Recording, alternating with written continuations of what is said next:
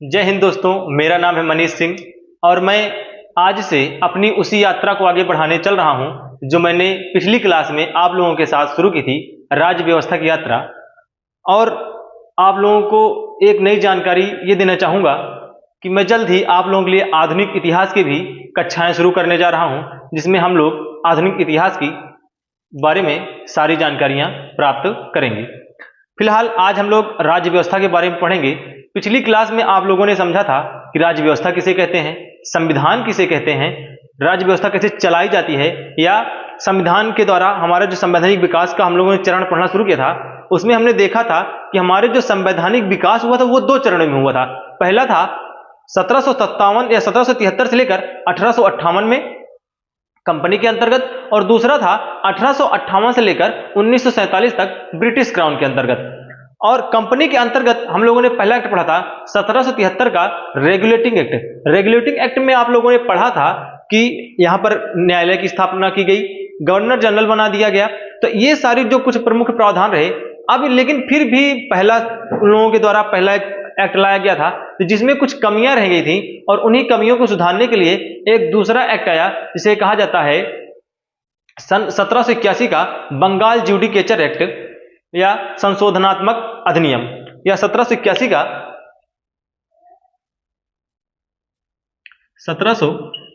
का बंगाल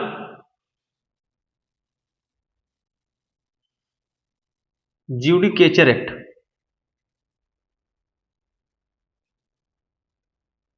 बंगाल ज्यूडिकेचर एक्ट, जिसके तहत जो सबसे प्रमुख प्रावधान था, जो सबसे पहला प्रावधान लाया गया वो ये था कि सुप्रीम कोर्ट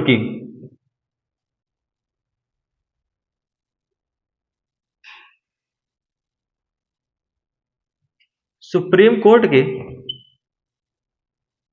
अधिकार क्षेत्र से सुप्रीम कोर्ट के अधिकार क्षेत्र से गवर्नर जनरल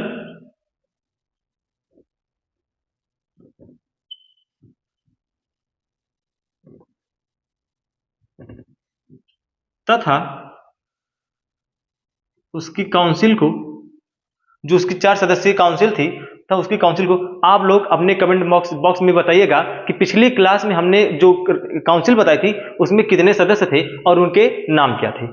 गवर्नर जनरल तथा उसकी काउंसिल को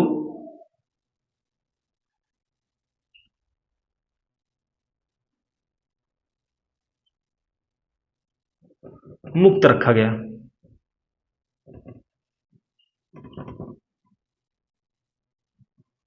इसका मतलब यह हुआ कि अब सुप्रीम कोर्ट गवर्नर जनरल तथा उसकी काउंसिल के किसी भी कार्य पर हस्तक्षेप नहीं कर सकती थी, या गवर्नर जनरल तथा उसकी काउंसिल के कार्यों पर उस पर कोई भी उंगली नहीं उठाई जा सकती थी, या उसके कार्यों को लेकर सुप्रीम कोर्ट में कोई भी अपील नहीं की जा सकती थी। नंबर 2,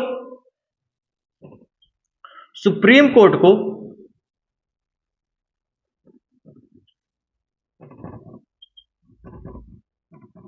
राजस्व संबंधी मामलों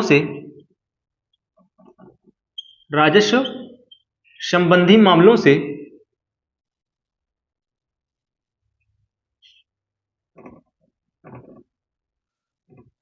मुक्त रखा गया। अर्थात सुप्रीम कोर्ट ये कोई डिसाइड नहीं करती थी कहां पर कितना टैक्स लगाया जाना है, या कहां किससे वसूलना है, किससे नहीं वसूलना है, कहां का छूट प्रदान करनी है, कितना लगाया जाना है। इन सब बातों में सुप्रीम कोर्ट का कोई हस्तक्षेप नहीं होगा। सुप्रीम कोर्ट ये में इस बात पर अपील नहीं की जा सकती कि सरकार ज्यादा टैक्स लगा रही है या कम टैक्स लगा रही है। इस मामले में सुप्रीम कोर्ट के पास कोई अधिकार नहीं थे। हालांकि अब सुप्रीम कोर्ट की स्थापना कर दी गई है, अब उसको कोई अधिकार नहीं दिए गए हैं, तो ये तो गलत हो जाएगा। इसीलिए सुप्रीम कोर्ट के पास अब क्या अधिकार थे, हम लोग उनके बारे में थोड़ा सा पढ़ते हैं। सुप्रीम कोर्ट के पास के अंडर में जो था वो था कलकत्ता के नागरिक। कलकत्ता के जो भी नागरिक होंगे उनसे संबंधित जो भी मामले होंगे वो सुप्रीम कोर्ट में सुने जाएंगे। लेकिन इसमें एक जो बात रखी गई कि हिंदुओं से संबंधित जो भी कानून लाए जाएंगे, जो भी मुकदमे की सुनवाई होगी, हिंदुओं से संबंधित जितने भी मुकदमे होंगे, वो सिर्फ हिंदुओं के पर्सनल लॉ के हिसाब से कि उन पर निर्णय दिया जाएगा। और जो मुस्लिम लोग होंगे, जो मुस्लिम लोग होंगे उनसे संबंधित मुकदमों की सुनवाई उनके नियमों कानूनों के तहत होगा, उनके जो शरिया हदीस ग्रंथ में जो भी लिखा गया है उनके अनुसार किया जाएगा, और हिंदुओं की मनुस्मृति के हिसाब से उनके न्याय दिया जाएगा। यह बात रखी गई। नंबर 2, कलकत्ता में जितने भी प्रांतीय न्यायालय थे, कलकत्ता में जितने भी प्रांतीय न्यायालय थे,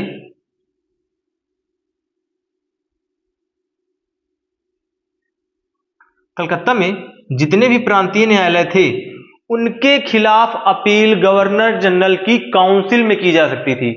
कलकत्ता में जितने भी प्रांतीय न्यायालय थे, प्रांतीय न्यायालय इन द सेंस जो छोटे छोटे मुंसिफ या अन्य जो भी छोटे छोटे न्यायालय थे, इन सब के विरुद्ध जो अपील की जा सकती थी। मान लीजिए अगर किसी छोटे न्यायालय में किसी के खिलाफ कोई मुकदमा हुआ और मुकदमे में जो निर्णय आया उस निर्णय से अगर कोई व्यक्ति संतुष्ट नहीं है तो उस मुकदमे के खिलाफ वो गवर्नर जनरल की काउंसिल में अपील करेगा, ना कि सुप्रीम कोर्ट में। अर्थात इसका मतलब ये हुआ कलकत्ता में जितने भी प्रांतीय न्यायालय थे उनके खिलाफ जो अपील होती थी, उनके खिलाफ जो अपील होती थी कहां की जाती थी? गवर्नर जनरल की काउंसिल में।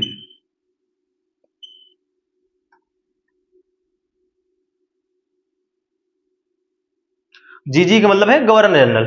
तो कलकत्ता में जितने भी प्रांतीय न्यायालय थे उनके खिलाफ जो भी अपील की जाती थी उन कहां की जाती थी? गवर्नर जनरल की काउंसिल में की जाती थी। इसके साथ ही साथ जो गवर्नर जनरल की काउंसिल थी, जो गवर्नर जनरल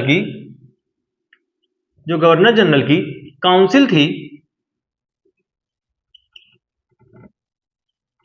काउंसिल थी, वो प्रांतीय न्यायालय जो छोटे न्यायालय थे, प्रांतीय न्यायालयों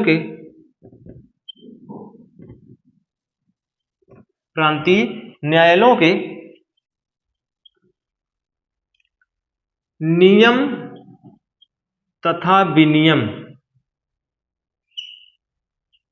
कानून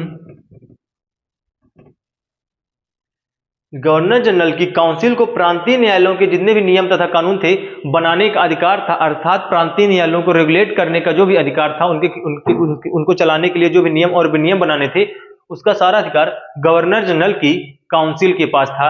ये रहे कुछ 1781 के बंगाल जुडिकेचर के कुछ प्रमुख प्रावधान। 1781 के पश्चात एक दूसरा एक्ट आया जो 1784 में आया।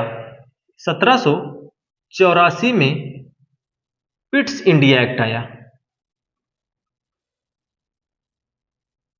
पिट्स इंडिया एक्ट आया 1784 में पिट्स इंडिया एक्ट आया। इसको पिट्स इंडिया एक्ट इसलिए कहा जाता है क्योंकि उस समय के जो प्राइम मिनिस्टर थे विलियम पिट, उनकी अनुशंसा पर यह एक्ट लाया गया था, इसीलिए इसको पिट्स इंडिया एक्ट कहा जाता है। इस एक्ट के माध्यम से भारत में द्वैध शासन की पुनः स्थापना कर दी गई। देखते हैं कैसे। अभी तक कंपनी के कार्यों को कौन रेगुलेट करता था? Court of directors.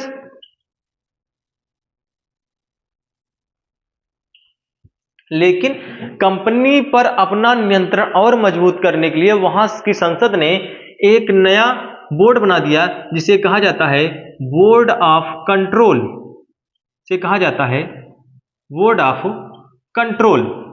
एक नया वो बना दिया गया, संस्था बना दी गई या समूह समिति आयोग बना दिया गया जिसे कहा जाता है board of control. Board of control में 6 सदस्य होते थे। कितने सदस्य होते थे? 6 सदस्य होते थे।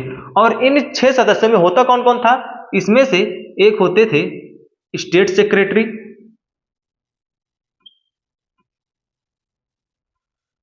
अर्थात राज्य सचिव, राज्य सचिव होता था। दूसरे होते थे, इसको यहां लिख दे रहे हैं, जो दूसरे होते थे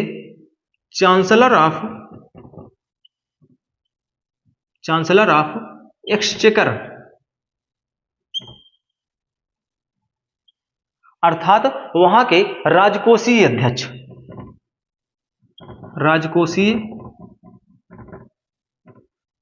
अध्यक्ष।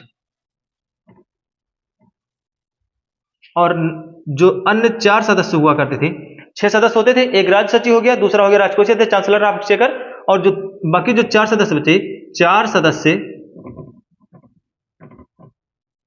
प्रिवी काउंसिल के होते थे।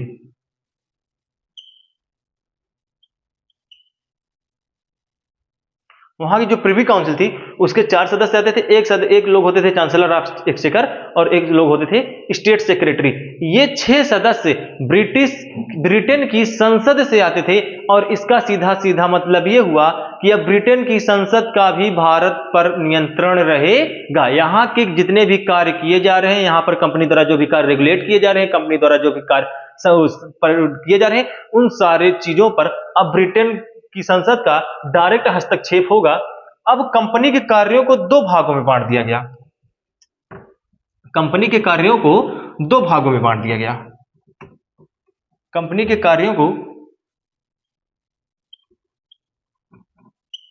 कार्य 2 भागों में बढ़ गए। एक हो गया व्यापारिक और दूसरा था राजनीतिक। एक था व्यापारिक और दूसरा था राजनीतिक। व्यापारिक कार्यों की जो रिस्पॉन्सिबिलिटी थी उसको संभालता था कोर्ट ऑफ डायरेक्टर्स। इसको हम लिख दे रहे हैं COD मतलब कोर्ट ऑफ डायरेक्टर्स। तो जो व्यापारिक जितने भी कार्यकलाप थे कंपनी के, वो कंपनी किसके लिए रिस्पॉन्सिबल थी? कोर्ट ऑफ डायरेक्टर्स के प्रति। जो राजनीतिक कार्य थे, जैसे सैनिक कार्य हो गए, सैनिक तथा नागरिक जो मामले थे, ये सारे मामलों को बोर्ड ऑफ कंट्रोल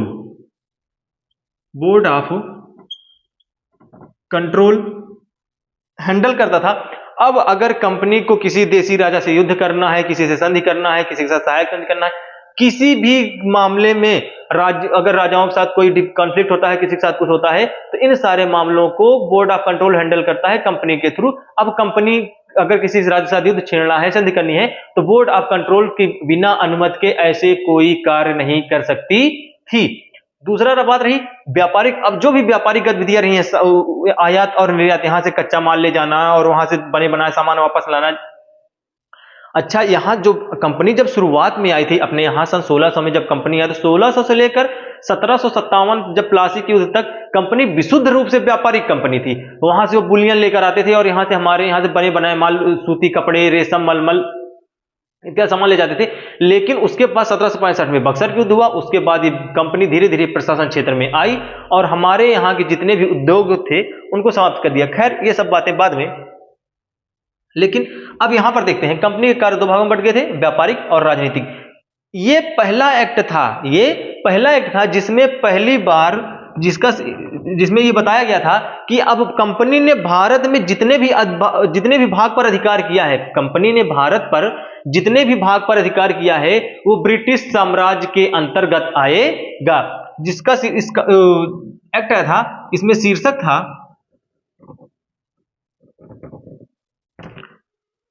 ब्रिटेन या ब्रिटिश अधिकृत भारतीय क्षेत्र। अर्थात अब वहां की जो ब्रिटिश संसद थी, अब यहां पर डायरेक्ट कंपनी के थ्रू शासन करना शुरू कर दिया था। अब इसके बाद हम लोग पढ़ेंगे 1786 का एक्ट। दरअसल 1786 का एक्ट जो आया था वो सिर्फ और सिर्फ लॉर्ड कॉर्नवालिस की हठधर्मिता से आया था। रीजन क्या था? उस समय अमेरिका में सिविल वार चला और वहां सिविल वार नहीं चला, वहां का इंडिपेंडेंस वार चल रहा था, फ्रीडम वार चल रहा था। और वहां से कॉर्नवालिस हार कर वापस आया ब्रिटेन में। और जब ब्रिटेन में वापस हार कर आया, जब इनको कहा गया कि भैया आप भारत चले जाइए, तो इनकी 2 शर्तें थी। उन्हीं शर्तों के लिए ब्रिटेन की संसद को अपना एक्ट पारित करना पड़ा। लॉर्ड कॉर्नवालिस यहां आना नहीं चाहता था, लेकिन दरअसल उसमें कंपनी को चलाने की योग्यता थी, उसमें गवर्नर जनरल बनने की योग्यता थी। इस बात से वहां की कंपनी के जो भी कोर्ट ऑफ डायरेक्टर थे उन्होंने इसको यहां गवर्नर जनरल नियुक्त किया। तो लॉर्ड कॉर्नवालिस की दो शर्तें थी जिसके कारण यहां पर एक्ट लाया गया, जिसे कहा जाता है 1786 का चार्टर। तो जो 1786 का चार्टर एक्ट आया था, इसमें दो प्रावधान किए थे। नंबर एक था गवर्नर जनरल को, जी मतलब गवर्नर जनरल समझ लीजिएगा, गवर्नर जनरल को वीटो का अधिकार दिया गया। गवर्नर जनरल को वीटो का अधिकार दिया गया, वीटो का अधिकार मिला। वीटो एक लैटिन शब्द है, वीटो एक लैटिन शब्द है जिसका मतलब होता है मना करना, मना करना या इनकार करना। अर्थात वीटो पावर मिलने का यह मतलब था, अभी तक जो निर्णय थे वो काउंसिल की बहुमत से लिए जाते थे। मान लीजिए अगर किसी राजा के साथ कुछ युद्ध करना है, संधि करना है, या कहां कर लगाना है, कोई भी मामला हो, कंपनी में व्यापारिक हो, राजनीतिक, कोई भी मामला हो, गवर्नर जनरल की अगर परिषद के सामने कोई निर्णय लेना है तो वो बहुमत से लिए जाते थे। 4 सांसद हुआ करते थे, 4 सदस्य हुआ करते थे, गवर्नर जनरल हुआ करता था। तो और अभी तक जो बहुमत, जिसके साथ बहुमत जाता था वो निर्णय होता था। अब मान लीजिए गवर्नर जनरल को निर्णय नहीं पसंद है, 3 सदस्य कह रहे हैं कि हाँ भैया होना चाहिए, गवर्नर जनरल का मन है नहीं होना चाहिए, इसीलिए लॉर्ड कॉर्नवालिस ने कहा कि हमको वीटो का अधिकार मिलना चाहिए। अगर मैंने उस पर अपना मत दे दिया, मैं जिस पक्ष में रहूंगा वही माना जाएगा, अन्य कोई चीजें मानी नहीं जाएंगी, अन्य कोई डिसीजन नहीं माना जाएगा। इसीलिए गवर्नर जनरल को वीटो का अधिकार दिया गया। नंबर 2 था गवर्नर जनरल को कमांडर इन चीफ बनाया जाएगा, कमांडर इन चीफ बनाया जाएगा।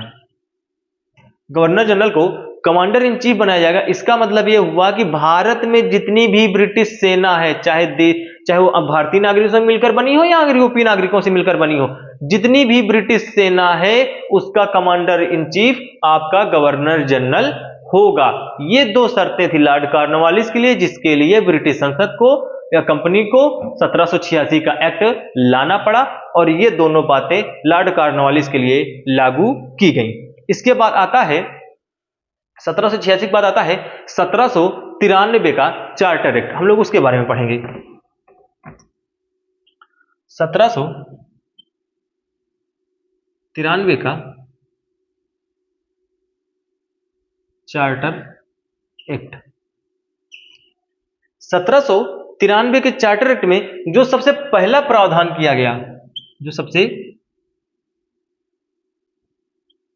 पहला प्रावधान किया गया वो ये था, जो वीटो पावर थी, जो वीटो पावर थी वो अब भविष्य में जितने भी गवर्नर जनरल रहेंगे उन सब के ऊपर लागू रहेगी। अर्थात अब जितने भी गवर्नर जनरल बनेंगे उन सबको वीटो पावर मिलेगी। ये लाया कॉर्नवालिस के लिए गया था, लेकिन अब कॉर्नवालिस के साथ साथ अन्य आने वाले सभी गवर्नर जनरल के लिए यह सुविधा रहेगी कि वो अपने वीटो का पावर प्रयोग कर सकते हैं। नंबर 2,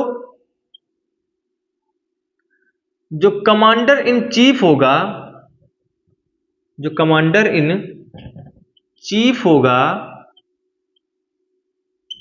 जो कमांडर इन चीफ होगा वो जरूरी नहीं है कि ब्रिटिश गवर्नर जनरल की काउंसिल से हो। कमांडर इन चीफ जरूरी नहीं है कि गवर्नर जनरल की काउंसिल से हो।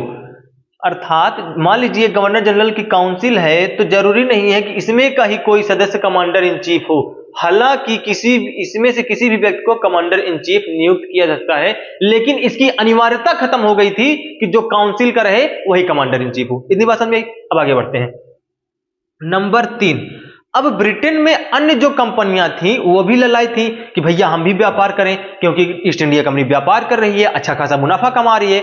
मान लीजिए आपकी देश की कोई कंपनी हो, रिलायंस, मान लीजिए रिलायंस कहीं जाए व्यापार करे और वहां ढेर सारा पैसा कमाने लगे और उसका पूरा एकाधिकार रहे उस पूरे देश पर पैसा कमाने का।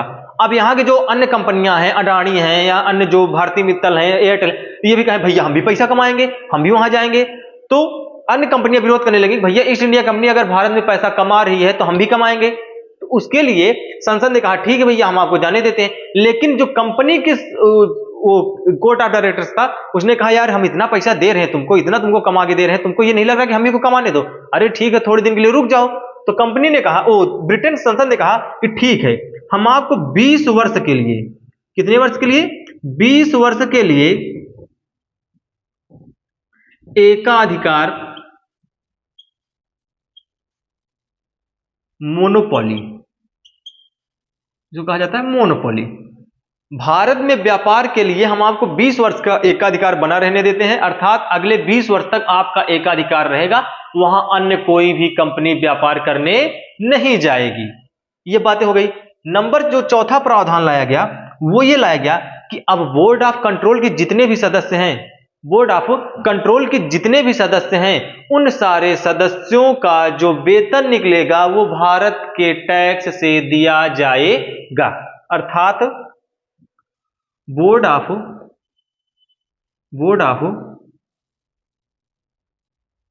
कंट्रोल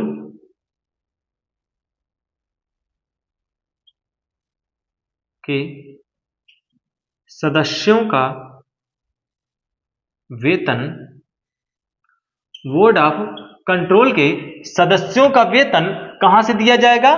भारत में मिलने वाले टैक्स से, भारत से वसूले जाने वाले, मिलने क्या, हम लोग जबरदस्ती थोड़ी, शौक थोड़ी लगी थी उनको टैक्स देने की, वो लोग वसूल रहे थे, हम लोग गुलाम बना लिए थे, हम लोग को तो दे रहे थे हम लोग। तो सदस्यों का वेतन जो कहां से मिल जाएगा? भारत से वसूले जाने वाले कर से।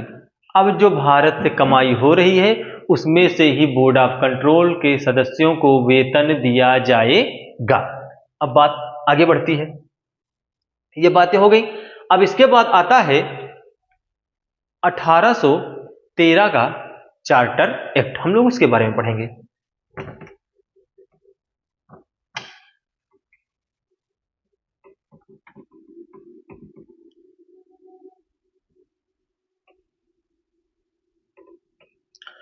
अठारह सौ तेरह का जो चार्टर एक्ट आता है वो अपने साथ बहुत बड़े बदलाव लेकर आता है। आइए देखते हैं 1813 का चार्टर एक्ट। 1813 का जो चार्टर एक्ट आता है, अब कंपनी ने कहा था कि आपको 20 साल का एकाधिकार दे रहे हैं, अब कंपनी उस एकाधिकार को खत्म कर देती है। ब्रिटेन की संसद कंपनी का एकाधिकार भारत में खत्म कर देती है। जो सबसे पहला प्रावधान ये था कि कंपनी का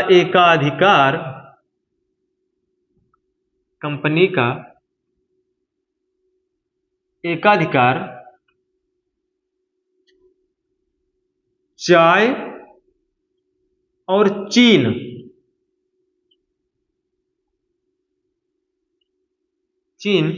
के अलावा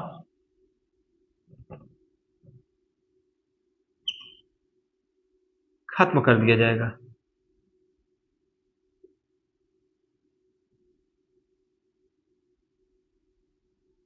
इसका मतलब यह हुआ बच्चा कि कंपनी का जो एकाधिकार है वो सिर्फ चाय के व्यापार पर रहेगा, अर्थात भारत से जो चाय का निर्यात हो रहा है वो कंपनी पर उसका अधिकार सिर्फ कंपनी का होगा, पहली बात। और दूसरी बात, जो कंपनी चीन के साथ व्यापार कर रही है उस पर उसका एकाधिकार बना रहेगा, क्योंकि भारत में अफीम उगाते थे, चाइना में बेचते थे, चाइना में बेचकर अफीम उसको वहां से जो पैसा मिलता था अन्य जगह व्यापार करते थे, और चाइना वालों को अफीम पिलाकर बेहोश कर किए रहते थे। और खुद, अच्छा ये लोग इतने बड़े चालाक थे कि खुद के यहां तो अफीम बैन था इनके, ब्रिटेन में नहीं बेचते थे अफीम, लेकिन चाइना वालों को खूब अफीम पिलाए हैं। तो चाय और चीन के साथ इनका व्यापार बना रहा, बाकी सारे एकाधिकार समाप्त हो गए। नंबर 2,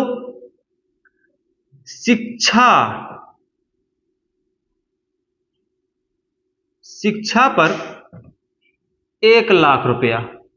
कितना रुपया? 1 लाख रुपया। अब शिक्षा पर 1 लाख रुपया खर्च किया जाएगा। अब शिक्षा पर 1 लाख रुपया खर्च किया जाएगा। शिक्षा पर 1 लाख रुपया खर्च क्यों किया जाएगा भैया? उसका रीजन ये था कि इनको शिक्षा किसमें देनी थी? अंग्रेजी में। किसमें देनी है? अंग्रेजी में शिक्षा दी जाएगी। एक बात हमेशा याद रखिए, जब किसी भी समाज या समुदाय की आप संस्कृति या शिक्षा पर अधिकार कर लेते हैं तो आप वो समुदाय या समाज आपका चिर मतलब काफी लंबे समय तक वो आपके गुलामी के ही जीवन व्यतीत करेगा। उसके लक्षण हम आज भी देखते हैं।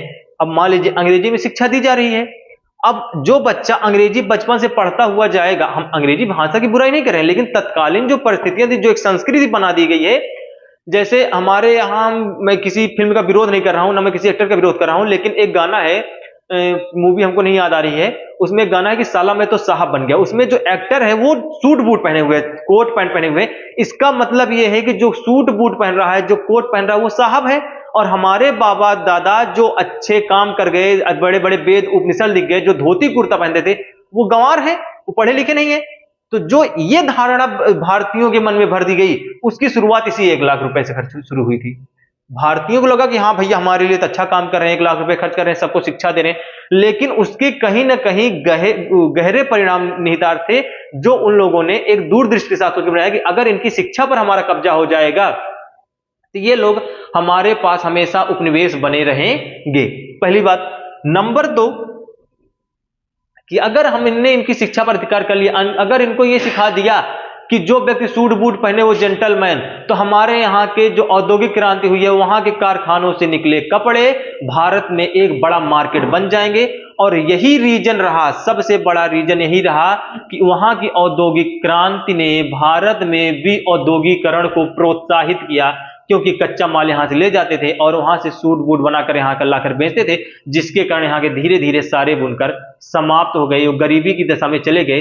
तो उनके यहाँ का औद्योगिकरण उनके लिए तो लाभदायक रहा, लेकिन हम लोगों को तहस नहस या बर्बाद कर दिया। तो हालांकि इस पर बहुत ज्यादा खुश होने वाली बात नहीं है। तीसरी बात थी ईसाई मिशनरियां।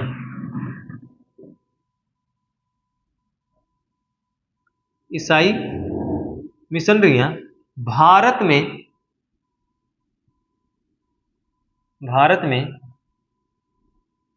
ईसाई धर्म का प्रसार करेंगे। ईसाई मिशनरियां भारत में ईसाई धर्म का प्रसार करेंगी।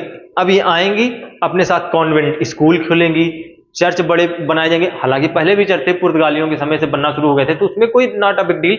भाई धर्म है सबका, सबको हमारा, और भारत तो ऐसे भी वसुधैव कुटुंबकम की भावना का प्रतिपादन करता है। हमारे यहाँ कहते हैं ना कि अयम निजा परो बेति गणना लघुचेत ताम उदार चरिताम तू वसुधैव कुटुंबकम। हमारे यहाँ सर्वधर्म संभाव की धारणा का पालन किया जाता है, तो नॉट अ बिग डील। लेकिन ईसाई धर्मों का जो प्रसार था, यहाँ के अन्य धर्मों को छोटा दिखाना और अपने ईसाई धर्म को ऊपर दिखाना, ये जो धारणा भारत में लाई गई, ये जो है वहां भारतीय समाज में एक जहर का काम करना शुरू कर दिया गया। उसके पश्चात और ये दिखाएंगे कि भैया ईसाई धर्म ही सबसे अच्छा है, यहाँ पर समानता है, स्वतंत्रता है, फलाना ढिमकाना। तो मैं किसी धर्म के खिलाफ नहीं हूं, मेरा किसी धर्म से, हम ये मान के चलिए मैं नास्तिक हूं, मेरा एक ही धर्म है कि मैं आपको पढ़ा रहा हूं, लेकिन यहां जो विष बोया गया ईसाई धर्म को लेकर, वो कहीं ना कहीं भारतीय समाज को कई खेमों में बांट देता है। खैर, जो एक चौथा प्रावधान लाया गया, वो ये था कि जो स्थानीय सरकार है,